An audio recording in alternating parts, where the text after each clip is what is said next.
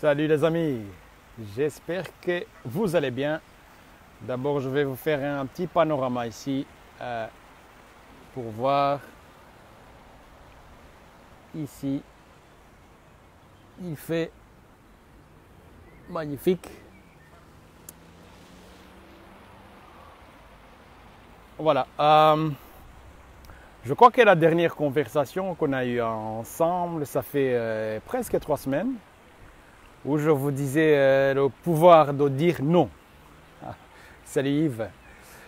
Donc, chaque être humain possède un pouvoir, et ce pouvoir, c'est un pouvoir mental, et c'est un pouvoir aussi spirituel.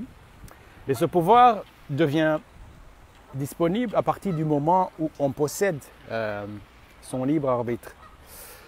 Parce que je suis papa de 3 enfants, j'ai eu un plaisir en fait d'observer les bébés. Les bébés, en fait, avant l'âge de 3 ans, ils possèdent vraiment leur pouvoir au maximum. Parce que quand on donne à manger à un bébé, quand il a faim, il ouvre la bouche, tranquillement, on lui donne à manger, et puis à un moment donné, il coupe. Donc, même s'il n'a pas un langage comme nous pour parler, quand il décide de dire non, il ferme sa bouche avec les dents. Tu peux faire ce que tu veux, tu ne peux pas en rajouter. Donc elle coupe, dit non. Même si tu forces, donc c'est sa façon de dire non, stop, je ne vais plus manger. Et donc, au début de j'ai observé en tout cas au début de ce pseudo-pandémie, bon j'appelle ça un pseudo-pandémie, même si je ne partage pas. Salut Nino. Et donc même si je ne partage pas. Je sais que certaines personnes, ils ont leur vision, mais c'est une pseudo-pandémie. J'ai observé comment on demande aux gens de se confiner. Les gens acceptent. On demande aux gens un petit clin d'œil à Nino. On demande aux gens de fermer leur restaurant, ils ont fermé leur restaurant. On a demandé aux gens de fermer leur café, ils ont fermé leur café. On a demandé aux gens de fermer les écoles ont fermé. On a demandé aux gens de fermer... de mettre les masques, ils ont obéi. En fait, quand on perd son pouvoir de dire non, alors ça devient une l'obéissance à l'autrui.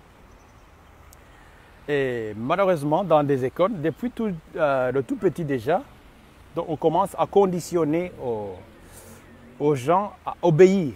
En fait, l'obéissance amène à perdre ce qu'on a, en fait, ce pouvoir que chaque être humain possède, de dire non. Quand on dit non, en fait, aux autres, on se dit oui à soi. En fait, le oui aux autres, le non aux autres, en fait, conduit à se dire non intérieurement. Et pour les personnes qui ont voyagé, par exemple, en Inde ou en Thaïlande, il y a des gros éléphants, en fait, des grosses mammouths, en fait, qui sont dans des cirques, qui sont attachés. C'est une histoire qui est très connue en fait, attachée sur un petit piquet. Ces gros éléphants qui pèsent des tonnes et des tonnes, mais on se demande comment se fait-il que ces éléphants n'arrivent pas à briser cette chaîne pour s'enfuir, pour disparaître. Et alors, le guide en fait de cirque, il vous raconte comment ces éléphants, en fait, on les a conditionnés. C'est-à-dire que depuis tout petit, ces éléphants, on va les attacher sur une chaîne. Alors les éléphants, comme les petits éléphants, en fait, ils adorent aussi la liberté. Mais ils ont tellement essayé de briser cette chaîne sur le pied. Ils ont tellement essayé plusieurs fois, à un moment donné, ils décident d'abandonner. Même en ayant 2 tonnes, 3 tonnes, 5 tonnes, ils ont déjà développé une chaîne mentale que le fait même de sentir que sur leurs jambes, il y a une petite résistance, ils n'osent même pas essayer parce qu'ils ont déjà abandonné mentalement. C'est ce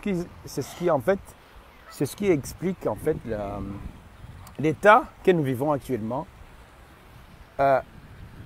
97% des êtres humains ou 97% des êtres humains sur cette terre sont conditionnés mentalement à obéir en fait. Obéir à l'autorité, obéir aux policiers, obéir aux parents, obéir à des religions, que vous soyez dans une religion catholique, musulmane, protestant ou bouddhisme ou autre. C'est-à-dire que derrière tout ça, en fait, on va ôter votre pouvoir. Le pouvoir de dire non. C'est ce qui est arrivé, c'est-à-dire qu'on va vous dire, ah, il y a une pandémie, il y a un virus. Vous allez vous confiner même avant de dire quoi que ce soit. C'est ce qui est arrivé à l'humanité. Donc nous sommes devenus comme ces éléphants qui ont tout simplement abandonné malgré qu'ils ont leur force, cette force d'arracher ce piquet, d'arracher cette chaîne. Ils ne peuvent plus tout simplement parce que déjà tout petit, on les a conditionnés à accepter l'inacceptable. Donc à abandonner leur pouvoir, le pouvoir de dire non. C'est ce qui nous est arrivé. Et pour comprendre même au début des écoles, quand ils ont créé des écoles, la plupart des gens ne savent pas. Et j'ai intitulé ce live en fait, il y a deux choix. En fait, il y a deux choix qui s'ouvrent à nous. Il y a le choix de vivre à partir de la vérité, ou quand vous avez l'information, alors vous vivez à partir de la vérité. Et il y a une autre façon de choisir dans la vie, en fait, vivre à partir de l'ignorance. Beaucoup de gens sur cette terre vivent à partir de l'ignorance, à partir de ce que les médias disent, à partir de ce que les autorités publiques disent. Les gens vont accepter comme si c'était une vérité. Les gens n'ont plus cette faculté en fait de penser par eux-mêmes, à partir de vos propres intuitions, à partir de votre propre ressenti. Et la grande majorité a décidé tout simplement d'abandonner. et ça, c'est quand même incroyable comment on a réussi déjà même l'histoire de confinement. C'est-à-dire qu'on a réussi en fait à confiner plus de 3 milliards d'individus sur cette terre sur base d'une décision d'une personne. Je crois que c'est la personne qui dirige cette organisation qui s'appelle OMS. L'OMS qui était censée être l'Organisation mondiale de la santé, mais c'est finalement une organisation mondiale de la mort et de la maladie. Donc, à partir d'une décision comme ça, on dit aux gens, confinez-vous, les gens se confinent. Mettez les masques, les gens mettez les masques. Mettez la distance, n'embrassez plus vos enfants, ne touchez plus votre voisin. Les gens le fassent parce qu'ils sont déjà mentalement conditionnés à accepter l'inacceptable. Et les progrès en fait de la science, de neurosciences, ont montré les capacités de l'être humain. Donc, ce que vous pouvez faire à votre cerveau pour vous aider à vivre une vie extraordinaire, on peut l'utiliser aussi contre vous. C'est-à-dire que les gens qui savent comment le mental de l'être humain fonctionne, on peut l'utiliser contre ces mêmes personnes. Je me rappelle une étude qui a été faite aux États-Unis dans les années 80, je crois. En fait, ils voulaient fabriquer le cerveau humain.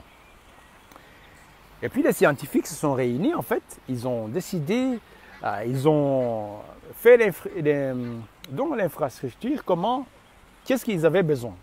Donc ils avaient besoin pour faire un cerveau humain, il fallait un village. Donc l'électricité qui peut alimenter un village de 10 000 habitants.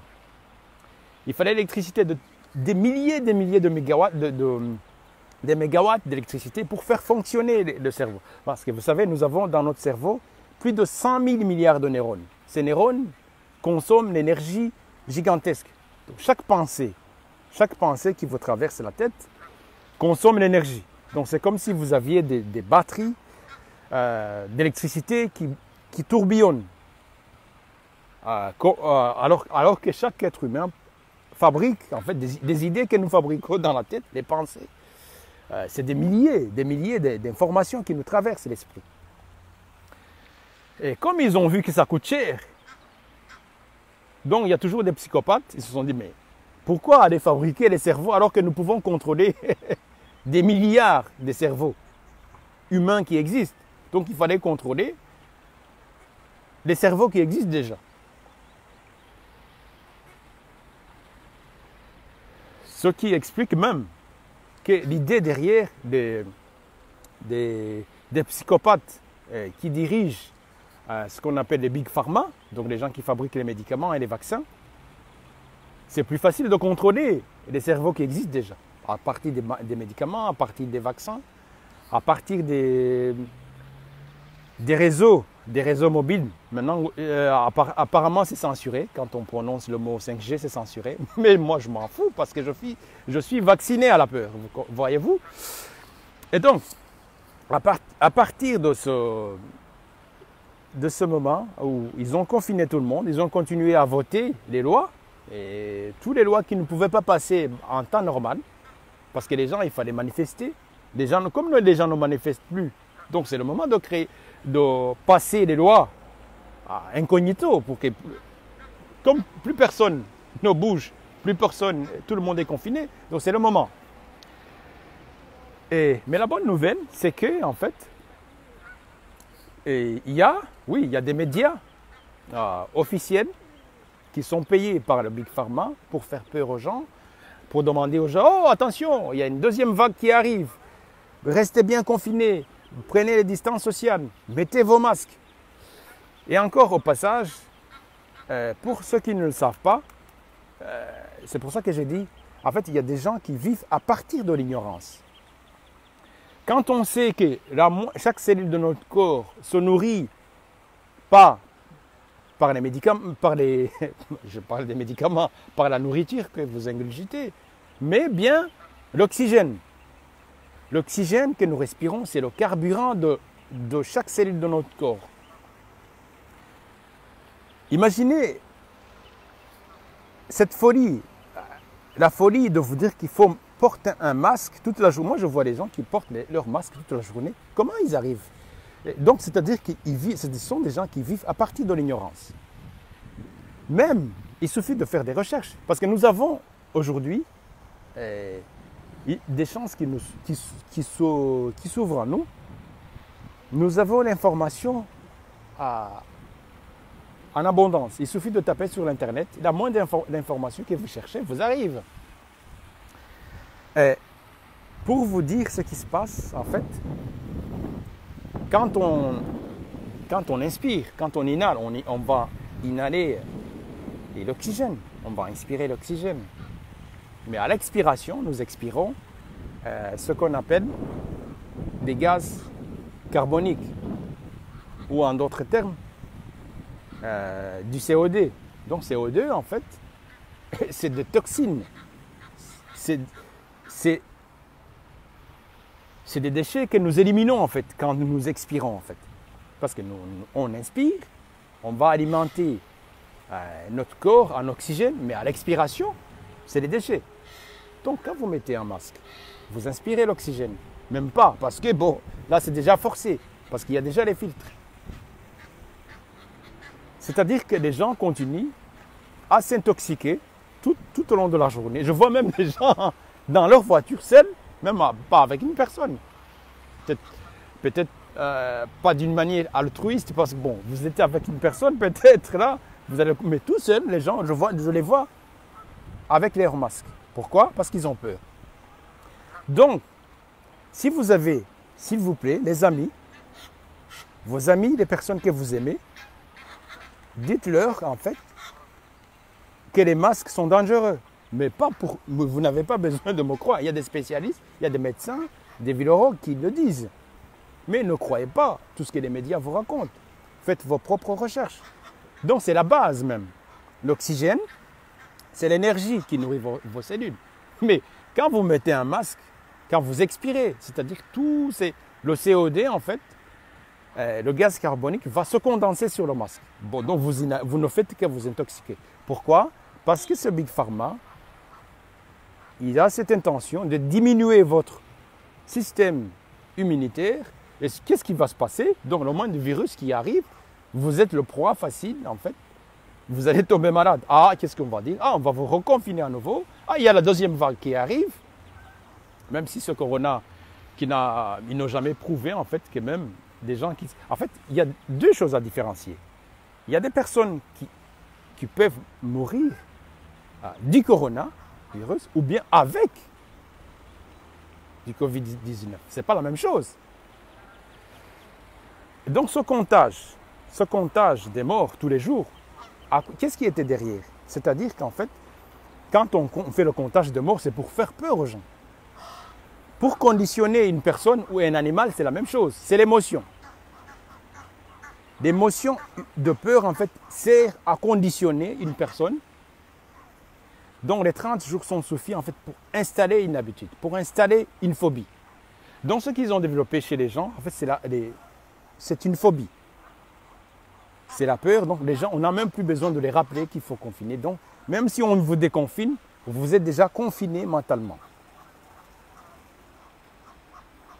Vous comprenez? Et donc, c'est la peur qui est difficile. Maintenant, des gens vont faire ceux qui sont conscients, évidemment, parce que la majorité sont inconscients de ce qui arrive. Mais la bonne nouvelle, c'est qu'il y a quand même des gens, des personnes qui sont éveillés, qui savent ce qui se joue derrière, qui refusent des inconscients, des gens qui obéissent, des obéissants gratuitement. Donc il faut penser par soi-même, analyser l'information. Donc la peur, qu'est-ce que la peur fait déjà à la base? C'est brouiller l'esprit analytique d'une personne. Donc vous n'arrivez pas à analyser l'information. Tiens, donc, moi avant d'accepter une croyance, j'ai besoin d'analyser. Même si on me dit que voilà, telle information, j'analyse d'abord l'information. Quand vous analysez l'information, c'est-à-dire que vous coupez l'émotion. Vous analysez l'information, vous vous dites, tiens, est-ce que c'est vrai ou pas? Qu'est-ce que mon cœur me dit? Est-ce que cette boisson, il est bien ou il est mauvais? C'est une boisson qui est mauvaise pour moi. Donc vous pouvez décider par vous-même en fonction des informations qui ne viennent pas de l'extérieur, mais qui viennent de l'intérieur. Parce que nous sommes tous différents. Chaque personne est différente. Mais quand vous acceptez tout et n'importe quoi, tout ce que les médias disent comme une vérité absolue, ou tout ce que les autorités disent, c'est ça l'obéissance. Parce qu'on a éduqué, ce n'est même pas une éducation, la scolarisation. Les écoles, pour ceux qui ne le savent pas, au début du 19e siècle, en fait, on avait besoin de la main-d'œuvre. On a créé des industries. Avant, l'éducation se faisait en famille. Donc, chaque famille avait ce rôle d'éduquer les enfants. Et qu'est-ce qu'on a fait? On a obligé aux parents, en fait, de livrer leurs enfants pour qu'ils aillent se scolariser. La scolarisation et l'éducation, c'est deux choses différentes. Mais au début, en fait, les parents, ils ne voulaient même pas. Mais comment je vais confier un inconnu à mon enfant? Donc les parents avaient refusé en fait de lâcher leurs enfants. Donc c'est-à-dire qu'on a forcé les enfants à scolariser. C'est-à-dire qu'on a forcé plutôt aux parents à livrer leurs enfants. Ils ne voulaient pas. Beaucoup de parents ont été forcés à donner leurs enfants parce qu'on ne savait même pas si ces gens, ces enseignants-là, est-ce qu'ils étaient méchants? Est-ce que c'est des pédophiles? On ne savait même pas. Donc aujourd'hui, c'est une évidence. On sait que les enfants, il faut les confier à ces institutions. En fait, il y a plusieurs pouvoirs qu'on nous a enlevés. Donc il y a le pouvoir d'éduquer nos enfants. Ça a été enlevé, c'était un acquis. Donc scolariser un enfant. Donc c'est conditionner un enfant. Ce n'est pas lui donner une éducation. Donc l'obéissance à l'autorité, l'obéissance vient de là. C'est-à-dire qu'on va vous donner l'ordre, vous exécuter l'ordre sans même analyser l'information. Ça vient de l'école en fait. C'est-à-dire que les écoles, on va confiner les enfants dans des classes, dans des boîtes. Ils vont obéir à des enseignants. Et après, ils vont trouver un boulot. Ils vont aller dans des boîtes. À la fin, ils vont terminer la scolarisation. Et une fois carrière, la même chose. Et puis la pension. Et puis après la pension, maintenant en Occident, c'est le confinement, c'est des maisons de repos. Et puis c'est la mort. Et moi, je pense que ce virus, en fait, c'était une occasion qui était donnée à l'humanité de s'éveiller, de changer le mode de vie, de changer la manière de vivre de notre société qui est déracinée, qui n'a plus aucun sens de la vie, et puis de respecter la vie. Au lieu de ça, on veut repartir comme avant, prendre la majorité des gens comme des zombies, vous vacciner par la force. Ce qu'ils attendent, en fait, c'est vacciner tout le monde. Alors que nous savons très bien, chaque personne est différente, chaque personne possède un système immunitaire différent. En fait, vacciner la population, c'est comme si vous aviez un ophtalmologue, en fait, et qui va donner les mêmes lunettes tout le monde. Voilà, donc on va dire, bah, cet ophtalmologue, il est fou quand même. Comment se fait-il qu'il y a des personnes myopes et des personnes qui n'ont pas besoin des lunettes. Mais les vaccins, c'est la même chose. Mais on a réussi à croire aux gens que ce qui soigne, c'est les médicaments, c'est les vaccins, c'est des masques, c'est les distances. Tout ça, c'est du vent. Ça ne sert à rien. Donc, moi, j'incite aux gens à chercher l'information. Donc, nous sommes à l'ère où l'information est disponible. Il suffit tout simplement de la chercher. Au lieu de vivre à partir de l'ignorance. Et donc, la deuxième chose aussi que je voulais évoquer d'actualité, c'est des gens ont observé la scène aux États-Unis où un policier blanc, et tranquillement, avec froideur en fait, avec son genou sur le cou d'un homme noir aux États-Unis, jusqu'à l'étouffement. Vous avez des gens qui observent, qui regardent, sans réagir, sans même... Et c'est toujours la peur, c'est aussi à l'ignorance. Comment on peut assister à la mort d'un être humain sans réagir? Et tout ça, évidemment, et ceux qui ne le savent pas, ça explique les racines même de l'Occident. Quand je dis l'Occident, je mets aussi là-dedans les États-Unis. Beaucoup de gens ne savent pas comment cette société des États-Unis a été construite. Et les États-Unis d'Amérique ont été créés sur la violence, sur les crimes. Parce qu'en fait, des Irlandais et des Anglais, donc des Blancs, Irlandais et Anglais, ont décimé des Amérindiens. Donc ils ont massacré des Amérindiens. D'ailleurs, le dernier roi des Amérindiens qui a été décapité, c'est là où ils ont construit, soi-disant, le statut de liberté. C'est là où ils ont assassiné le dernier chef amérindien. Donc, c'est ces mêmes personnes, soi-disant, qui vont vous donner des leçons, de la démocratie. Voyez-vous? Et donc, ces gens, je vous donne là une leçon, ces gens ont défini leur idéologie. Quelle est leur idéologie derrière? Ils ont l'idéologie de la suprématie, ce qu'on appelle la suprématie blanche. La suprématie blanche consiste à éliminer, c'est eux qui ont la puissance, tout ce qui n'est pas blanche, ils vont éliminer. Avant même c'était des Asiatiques, maintenant les Chinois, comme ils sont devenus, d'ailleurs il y avait un policier aussi asiatique qui était là. Depuis que les Chinois ont maintenant l'arme nucléaire, ont obtenu un statut aussi de puissant. Parce que celui qui va toucher aux Chinois, il a affaire avec leur dirigeant, comment il s'appelle, Xi Jinping. Là. Donc ils sont devenus des puissants. C'est-à-dire que la- moi, ce que je vois derrière tout ça, parce que ces Noirs américains, ce sont des Noirs qui ont été déportés il y a 400 ans aux États-Unis pour aller travailler. Une fois qu'ils ont éliminé donc, cette communauté blanche, donc d'abord ils ont sélectionné des criminels. En Angleterre et en Irlande, ils ont sélectionné des plus grands criminels, c'est eux qu'ils ont envoyés aux États-Unis pour aller coloniser les États-Unis. Voyez-vous? Donc ils ont éliminé les Amérindiens, du coup ils se sont retrouvés, il fallait développer l'industrie.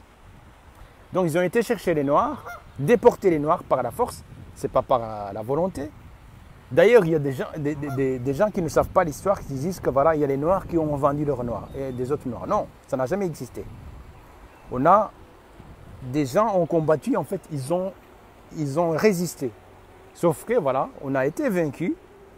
Ils ont déporté les Noirs jusqu'aux États-Unis.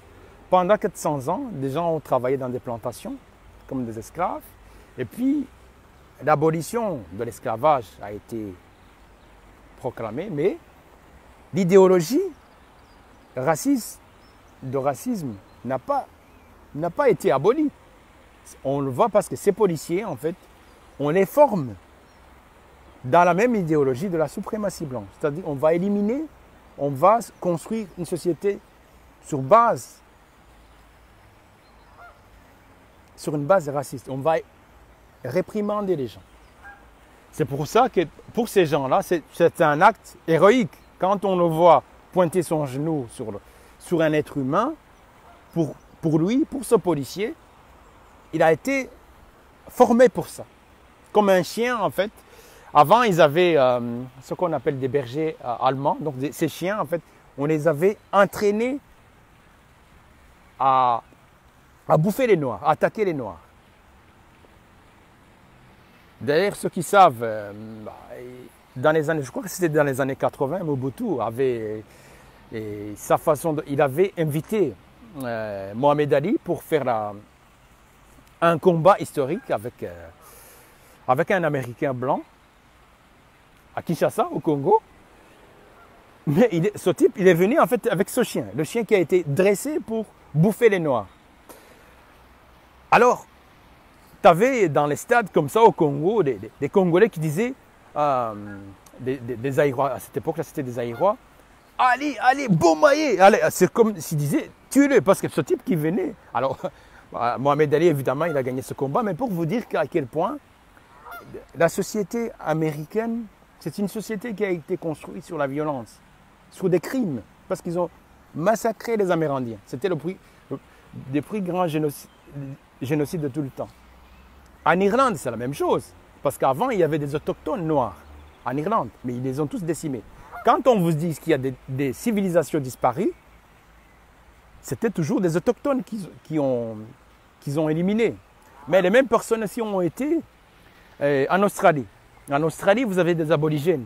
Des aborigènes d'Australie, c'était aussi des Noirs. Et ces mêmes Noirs aussi ont été éliminés en Australie. Mais comme l'humanité a perdu la conscience, une conscience historique,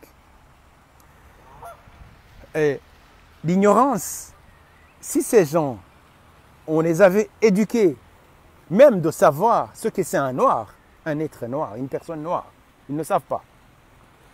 L'histoire occidentale repose sur la philosophie ou sur l'histoire de la Grèce antique. Mais les Grecs, même les philosophes grecs, ont été initiés en Égypte antique. C'est-à-dire que pour la Grèce antique, toutes leurs divinités, les dieux grecs, c'était tous noirs. Pour les Grecs, être noir, c'était un statut d'un noir, c'était un statut de Dieu, la divinité. C'est-à-dire que les Grecs, même des Romains, leur Dieu, c'était l'incarnation d'un noir. C'est-à-dire qu'ils ont réussi à contourner ce qui était considéré comme divin, c'est devenu maintenant satanique ou diabolique. Voyez-vous? Donc c'est l'ignorance. Pour faire court, en fait, il y il y a un grand savant africain, Cheikh Anta Diop. J'ai eu la chance, l'honneur de commencer à suivre son enseignement, à lire ses livres, parce qu'il a fouillé en fait ce qui était caché à l'Occident. C'est la première personne à... Excusez-moi. Il y a eu un colloque qui était organisé par l'UNESCO dans les années 80 au Caire, en Égypte. L'idée derrière, c'était en fait de révéler au monde à quoi consistaient les pharaons égyptiens. Est-ce qu'ils étaient blancs ou ils étaient noirs? Parce que des égyptologues français, ils avaient réussi en fait à faire croire dans leur enseignement que l'Égypte a été bâtie par une civilisation blanche, mais à peau noire. Ça, je n'ai jamais entendu. Donc, des blancs, mais à peau noire. Ça, c'est très important. Et alors, à l'issue de cette colloque qui n'a pas été enseignée, on a Cheikh Anta Diop et Théophile Obenga, qui est un grand professeur aussi congolais, de Congo-Brazzaville. Ils étaient deux, mais il y avait des égyptologues australiens, et, américains, canadiens. Et ils étaient deux, les autres, ils étaient une vingtaine. Donc, l'UNESCO a retenu que toutes les dynasties pharaoniques étaient des Noirs, sans exception. Donc, tous les pharaons, ils étaient noirs. On va encore plus loin. Parce que l'Égypte, en fait, était un miroir de ce qui se faisait à l'intérieur du continent africain. C'est-à-dire au Soudan, au Zimbabwe, à l'intérieur de l'Afrique. Ce n'était même pas comparable de ce qui se faisait. Pour vous donner une idée, l'Afrique est le seul continent qui a connu 100 000 ans, sans interruption, des reines, des dynasties de reines.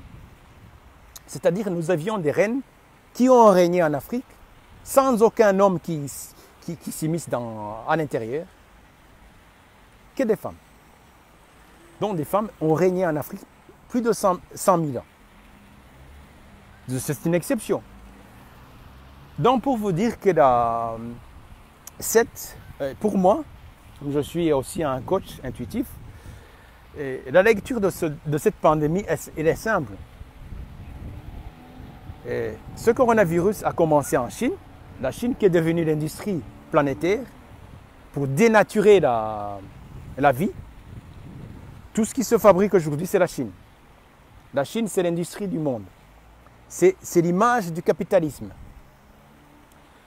Donc le capitalisme, c'est une idée aussi de cette suprématie, la suprématie blanche, ils ont dit, voilà, on va accumuler la richesse. Mais dans une petite poignée de personnes, c'est-à-dire le 1% de la population mondiale va accumuler la richesse. Mais les autres, qui meurent, qui crèvent, ils s'en fichent complètement.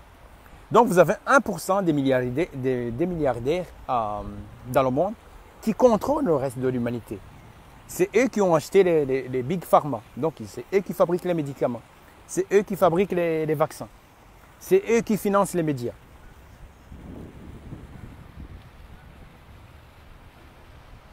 Et c'est eux qui possèdent les industries en Chine. Donc la Chine, c'est là où a commencé cette pandémie. Et comme par magie, et c'est l'Afrique qui a trouvé la remède au Madagascar. Un médicament qu'on appelle Covid Organics. Donc ce président de Malgache a très bien dit que voilà, l'Afrique a développé la solution. Parce que l'Afrique, c'est le seul continent qui ne possède pas la bombe atomique, qui ne possède pas l'arme. Ah, excusez-moi, ça avait coupé. Donc, c'est-à-dire que l'Afrique noire en général, a beaucoup plus apporté à l'humanité. Moi, j'ai commencé l'école à l'âge de 7 ans, donc l'école primaire. C'est-à-dire qu'avant l'âge de 7 ans, on jouait, on ne faisait que jouer dans la nature avec des copains. Donc moi, je n'ai jamais connu l'enfermement. Donc avant l'âge de 7 ans, c'est pour ça que moi je détestais l'école. Quand on m'a amené à l'école, je me suis dit, c'est quoi ça? Où les gens sont sur la... On faisait ce qu'on appelle même l'animation. Et donc pour faire court, quand je suis arrivé en Europe, j'ai observé comment la société vit, je crois que j'en ai parlé dans la précédente vidéo, comment on confine les enfants dans les crèches, quelques mois à peine, comment les femmes, les mamans sont obligées de se débarrasser de leurs enfants pour pouvoir travailler, alors que l'éducation, contrairement à la scolarisation, l'éducation était donnée à l'école. Et puis comment après, dans les écoles, comment on confine les enfants. Et puis à la fin de la vie, comment cette société occidentale confine aux personnes âgées dans les maisons de repos pour attendre la mort. Donc c'était le moment de changer normalement. Cette pandémie était venue pour que les gens puissent changer de paradigme. Humaniser un peu la société. Mais non, la grande majorité veulent commencer comme avant. Et produire, polluer la nature comme avant. Mais je crois que la grande majorité commence quand même à s'éveiller. Ça laisse quand même l'espoir. C'est une leçon aussi que je vous laisse. De commencer à prendre votre pouvoir. Pensez par vous-même. Décidez ce que vous voulez faire de votre vie. Pas les médias, pas les autorités. C'est ça. Prendre le pouvoir. Et surtout, je vais réitérer surtout la communauté noire, en fait, africaine, la communauté africaine, et qu'il est temps, en fait, aussi. C'est-à-dire qu'une Afrique forte va imposer le respect. Parce que c'est pas en pleurnichant, c'est pas en allant manifester. C'est-à-dire comme s'il y a un Chinois, par exemple, qui se fait tabasser aux États-Unis ou au Canada, donc il aura affaire à un Xi Jinping, le président chinois. Pourquoi? Parce que la Chine est maintenant sur le pied des puissants. Mais ces Noirs qui ont été déportés aux États-Unis, ce sont des Africains. Mais comme l'Afrique n'a pas... Ça, c'est Malcolm X qui le disait. Afrique. En fait, il disait que l'Afrique est occupée, l'Afrique est colonisée, l'Afrique est esclavagisée mentalement. Mais les seules personnes qui ne le savent pas encore, ce sont les Africains eux-mêmes. Et donc, d'où en fait un appel aux dirigeants africains qui ne sont pas encore aliénés. Parce que surtout en francophonie, ils sont aliénés mentalement, ils sont aliénés intellectuellement. Parce qu'ils suivent les ordres qui viennent de Paris. Je dis aux gens, aux autorités encore africaines qui sont conscients de se mettre ensemble pour créer ce que j'appelle moi les États-Unis d'Afrique noire. Ou d'Afrique, l'arabe, parce que bon aussi les Arabes aussi sont dedans. Parce qu'aujourd'hui, si un Arabe qui voyage aussi aux États-Unis, un policier, il va prendre son passeport, il va tourner au moins 5-6 fois. Les États-Unis d'Afrique sont nécessaires pour imposer le respect. À ce moment-là, il faut nous respecter. Mais tant qu'il n'y a pas la puissance, c'est ce que j'appelle en fait une volonté de puissance. Il y a moyen d'avoir une volonté de puissance individuelle pour vous aussi, peu importe où vous êtes. Quand vous vivez dans la vérité, vous imposez le respect. On va vous respecter. Ça, c'est un hommage que je peux rendre à ce noir africain, voilà, qui est aux États-Unis, parce que bon, les Américains, ils le considèrent aussi comme un Africain, il est considéré comme un noir africain. Pour eux, c'est comme ça. Et c'est la meilleure façon, en fait, d'imposer le respect.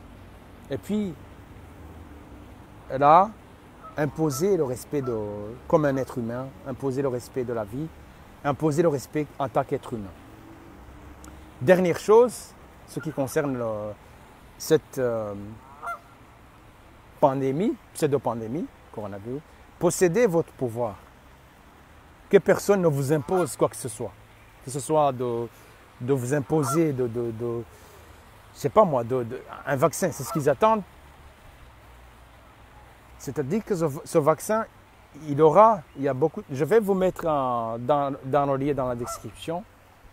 Un de mes mentors, Tony Robbins, c'est un grand coach américain, il a interviewé des grands spécialistes, des médecins qui savent ce qui se passe, ce que les médias ne vous disent pas. C'est-à-dire que le vaccin qui est en train de développer par M. Bill Gates et des autres psychopathes,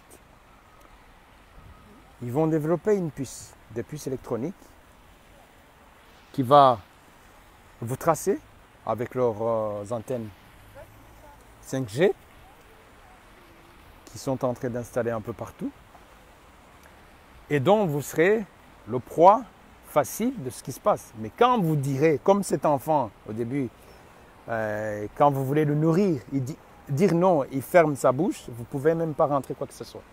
Donc décidez dans votre monde intérieur de dire non. Donc vous avez ce pouvoir-là. Personne ne peut vous enlever le pouvoir de dire non. Que ce soit un policier, une autorité, sans lui manquer de respect, vous avez le droit de dire non. C'est le seul pouvoir qu'on ne peut pas enlever l'être humain. Et quand vous avez le pouvoir de dire non, quand vous décidez de dire non, donc votre pouvoir spirituel, votre pouvoir mental devient disponible. Alors il est à vous. Et votre pouvoir émotionnel aussi, il est à vous. Parce qu'on conditionne l'être humain à partir du moment où on possède ses émotions, ses sentiments, son mental et son esprit. Vous comprenez? Voilà, les amis,